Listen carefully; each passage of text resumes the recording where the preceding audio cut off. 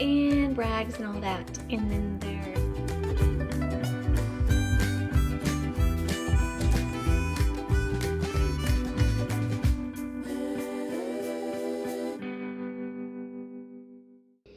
good morning. So I'm going to do some meal ideas to give you some inspiration in case you're in a rut and you just don't want to eat the same thing anymore and you want some ideas. So it's going to be a what I eat in a day or full day of eating. I do have a certification as a fitness nutrition specialist, but I'm not a dietitian. So I'm not telling you what you should or shouldn't eat. This is just some ideas, and this is what is right for me and what I like to eat. So here I have two real, this is the container, but it's actually farm-raised eggs from a friend at church. It's from real chickens, so that's real. You know, they actually get to roam and play and all that. It's not actually from that company. So I got two of those scrambled with nutritional yeast, salt, and cracked black pepper. I have my usual oats. This is let's see, Bob's gluten-free quick cooking oats, 1/4 of a cup, and then about 1/3 of a cup of frozen blueberries that I microwaved first, just 40 seconds. And then I did the oats, and I did some ground flaxseed, some shelled hemp hearts, just for fiber and stuff like that, and then some real walnuts. Fun fact, at Walmart, the walnuts in the little like canister like this size were cheaper than the baked ones. Used to, I thought the baked goods area with the nuts was cheaper, but it actually was cheaper to get the canister. They were unsalted and not roasted, so I like that in here because it's in oats and I don't want it to be roasted and salted because I have peanut butter for that, which is crunchy. And I just used unsweetened vanilla almond milk. And then this time, instead of an espresso, I always do an espresso. I decided to do a K-cup. And it's the Veranda Starbucks blend or whatever, Veranda blend, blonde roast there with some silk caramel creamer, my favorite, and some Splenda. I also did Splenda in here because I did not put any vanilla protein powder this time. They were out. And they only had the chocolate, and I didn't want to deal with that. By the way, that's a sun lamp for like seasonal affective disorder in the winter, so you can get some like feel good sunshine vibes in the morning while you're like making your brekkie. And then this is just a yummy tangerine mango sparkling water. Love it. It's actually sweetened with like aspartame or whatever. It's fine. It's just a little bit. It's never hurt me. It'll be fine. If you're really concerned about that, you could just get water. Okay. So that's my brekkie, and I will show you next what I get up to.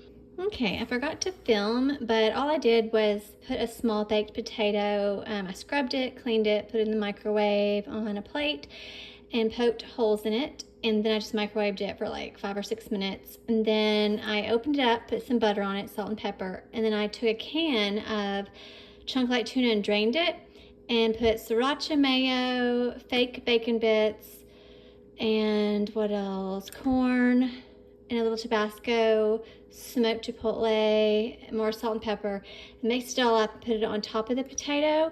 And then I put little bitty pieces of sharp cheddar, like just half of a slice, and melted it over that, mixed it all up, and then I added a little drizzle of Bolthouse Ranch.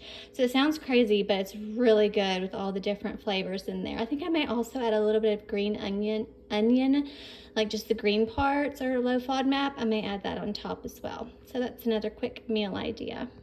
Okay, I wanted to show you a quick lunch or dinner idea. It's chicken salad.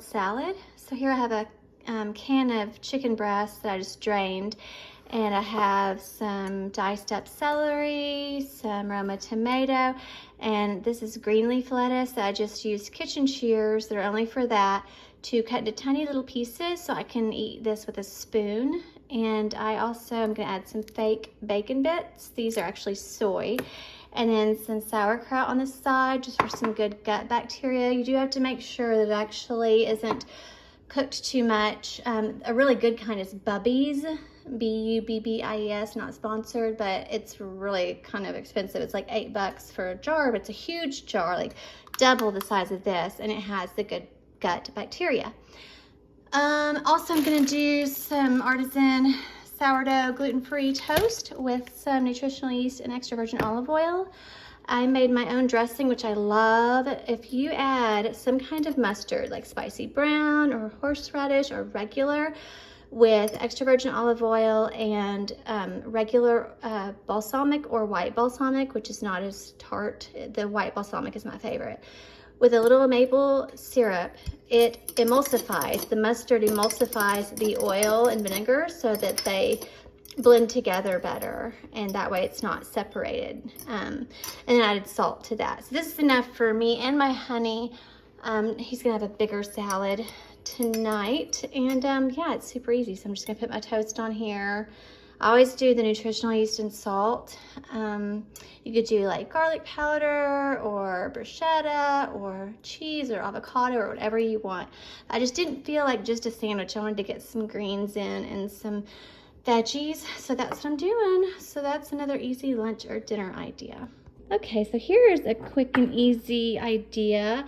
So I've got my little Miss and Mr. cups. All I did was heat up some unsweetened almond milk. This happens to not be vanilla, but vanilla would be good, and you can do whatever kind of milks you like. And then I added some of this baking cocoa. Again, add whatever you like. And 2 Splenda per mug. And these are kind of little mugs. I don't know if you can tell, but they're not that big. And then I'm gonna stir it, and then I'll add some marshmallows on top. And that is a super quick and easy way to make your own hot cocoa that isn't like 27 grams of sugar, because seriously, when you look at the back of those, it is ridiculous. It's like having a candy bar. It's crazy. And it tastes really good. So you could add creamer, you could add peppermint or cinnamon or even cayenne if you like Mexican style or spicy hot cocoa.